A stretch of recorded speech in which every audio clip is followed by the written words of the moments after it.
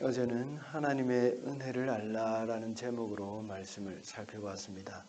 하나님의 은혜는 비천한 우리가 존귀한 자녀가 되게 해주신 은혜이고 지위를 회복하신 은혜이며 영원한 언약을 세우신 은혜라고 했습니다.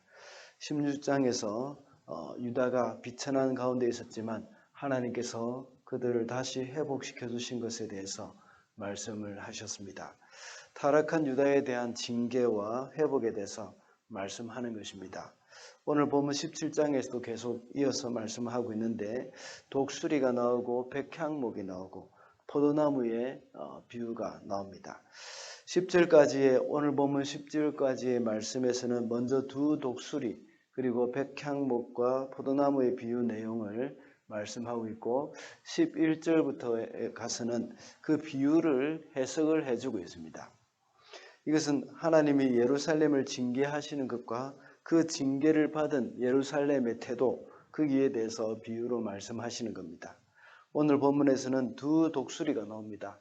한 마리의 독수리는 크고 털깃이 아주 많고 또 화려한 색깔을 가지고 있었다고 했습니다.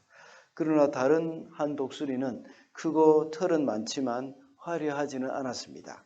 화려한 독수리가 이 레바논의 이 백향목 가지를 꺾어서 그것을 상인의 땅에 심었고 그 땅에 난 씨앗을 가져다가 큰 물가의 옥토에 심었다고 말씀하고 있습니다.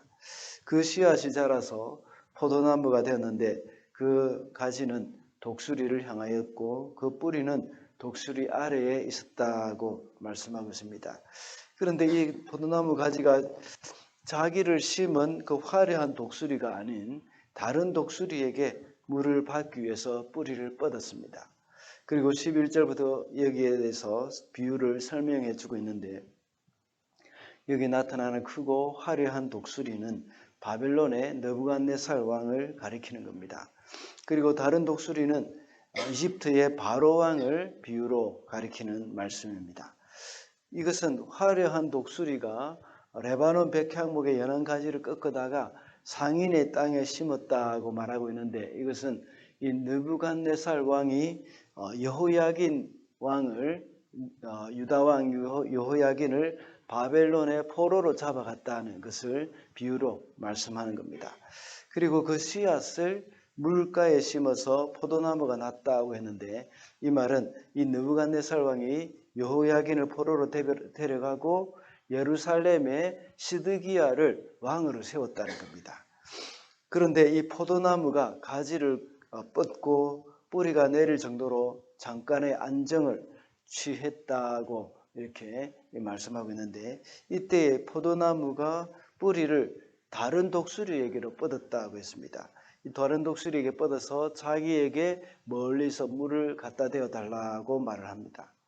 이 말은 시드기야가 자신을 유다 왕으로 세운 바벨론을 배반하고 애굽을 의지하는 것에 대해서 말씀을 하고 있는 겁니다. 하나님은 바벨론을 통해서 예루살렘을 징계하시는 모습을 비유로 말씀하고 있습니다. 이 말씀은 그때 당시 예루살렘에게만 해당되는 것이 아니라 우리에게도 동일하게 우리 성도들에게도 주는 귀한 교훈이라고 볼 수 있습니다. 그래서 오늘은 하나님이 징계하실 때라는 제목으로 말씀을 살펴보도록 하겠습니다. 첫째로 하나님이 징계하실 때에 그 징계를 달게 받아야 합니다. 7절과 15절 말씀입니다. 다른 큰 독수리 한 마리가 나타났다. 날개가 크고 깃이 많은 독수리다. 그런데 보아라, 이 포도나무가 뿌리를 그 독수리에게로 뻗고 가지도 그 독수리에게로 뻗는 것이 아닌가. 이 포도나무는 새로 나타난 그 독수리를 보고 옥토에서 멀리 떨어진 곳에 물을 대달라고 하였다. 15절입니다. 그런데도 그는 바빌로니아 왕에게 반역하여 이집트로 사람을 보내서 자기에게 많은 군마와 군인을 파견해 달라고 요청하였다. 그가 성공할 수 있겠느냐? 이런 일을 한 사람이 죽음을 피할 수 있겠느냐? 언약을 어긴 사람이 죽음을 피할 수 있겠느냐? 하나님께서는 바벨론을 이용하셔서 예루살렘을 징계하려고 했습니다.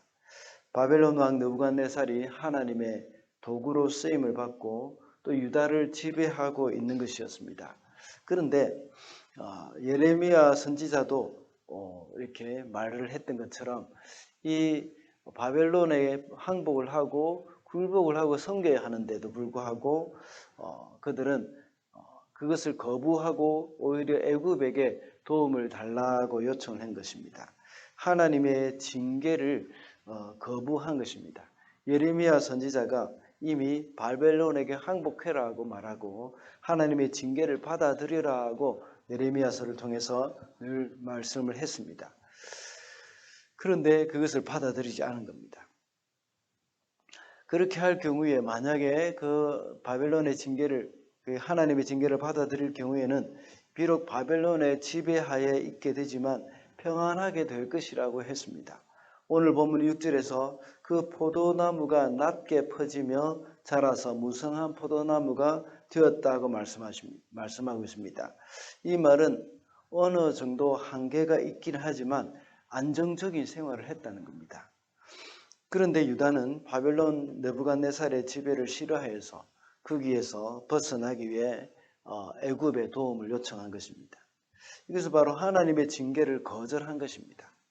하나님은 선지자를 통해서 하나님의 징계를 받아들이고 바벨론에게 항복하라고 했지만 그것을 거절한 것입니다. 우리의 삶에도 역시 때로는 하나님이 나를 징계하신다는 생각이 들 때도 있습니다. 그때는 하나님의 징계를 겸손히 받아야 합니다. 그리고 회개를 하고 하나님께서 그 어려움을 해결해 주실 것이라는 것을 기대하고 하나님께서 도와주실 때까지 기다리는 것이 중요한 것입니다. 그리고 둘째로 하나님이 징계하실 때에 하나님께로 피해야 합니다. 19절입니다. 그러므로 나 주 하나님이 말한다. 내가 나의 삶을 두고 맹세한다. 그는 나의 이름을 두고 한 맹세를 업신여겼으며 나의 이름을 걸고 맺은 언약을 깨뜨렸으므로 내가 벌을 주어서 그 죄를 그의 머리에 돌리겠다. 하나님과 맹세한 언약, 다시 말하자면 또 이렇게 바벨론 왕이 와서 유다와 맹세한 언약, 그것을 그들이 어겼다는 것입니다. 유다는 하나님으로부터 받는 그 징계를 거부하면서 애굽의 도움을 구했다고 했습니다. 앞서 말씀드렸듯이 하나님이 징계하실 때에 그 징계를 달게 받아야 합니다. 그리고 하나님께 피해야 합니다. 그런데 그는 그것을 어기고 그 맹세를 어기고 애굽에게 피했다는 겁니다. 하나님이 징계를 한다고 해서 다른 곳에 가서 도움을 얻거나 또 피한다면 하나님을 더 화나게 만드는 것이라고 볼 수 있습니다. 자식이 아버지가 징계하고 야단친다고 해서 옆집 아저씨에게 도망가서 피한다면 그 아버지가 얼마나 속이 상하겠습니까? 또한 자신에게 닥치는 그 어려움을 아버지에게는 말도 하지 않고 다른 사람에게 도움을 구한다면 아버지가 더 마음이 상하는 것과 마찬가지일 것입니다. 그와 같이 우리 성도들도 역시 하나님의 징계가 아니라고 하더라도 삶의 여러 가지 어려움이 올 때에 하나님께 피해야 합니다. 그럴 때 하나님은 용서해 주시기도 하고 또 우리를 도와주시기도 하고 또 우리를 위로하시고 싸매어 주시기도 하신다는 겁니다.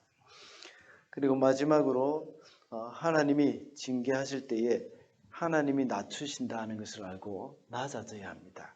24절 말씀입니다.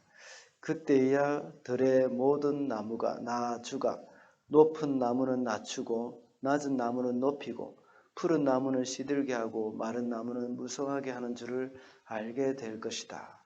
나 주가 말하였으니 내가 그대로 이루겠다. 하나님께서는 높은 나무는 낮추고 낮은 나무는 높이신다고 했습니다. 그리고 시들게도 하시고 무성하게도 하십니다. 이와 같이 하나님은 사람을 높이기도 하시고 낮추기도 하신다는 그런 말씀을 하고 있습니다.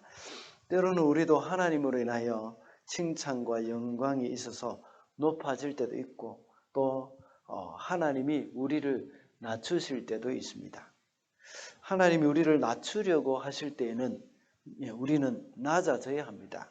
만약에 나 스스로가 그것을 거부하고 스스로 높아지려고 할 때에는 더 어려움을 겪게 됩니다. 그때는 우리의 몸에 힘을 빼고 납작 엎드려서 내 주여 뜻대로 하시옵소서 하면서 이렇게 기도해야 하는 겁니다. 그 길만이 우리가 살 길입니다. 그렇게 할 때에 하나님은 때가 되면 우리를 높여주실 것입니다. 그러므로 하나님이 징계하실 때 하나님이 우리를 낮추신다고 생각하고 우리는 낮아져야 하겠습니다. 말씀을 맺겠습니다. 오늘은 하나님이 징계하실 때라는 제목으로 말씀을 살펴봤습니다. 하나님이 우리를 징계하실 때에 그 징계를 달게 받아야 하고 하나님께만 피해야 하며 하나님이 나를 낮추신다고 생각하고 우리는 낮아져야 한다고 했습니다. 오늘도 우리의 모든 생사 화복을 주장하시는 그 하나님만 바라며 살아가게 되는 저와 여러분이 되시기를 바랍니다.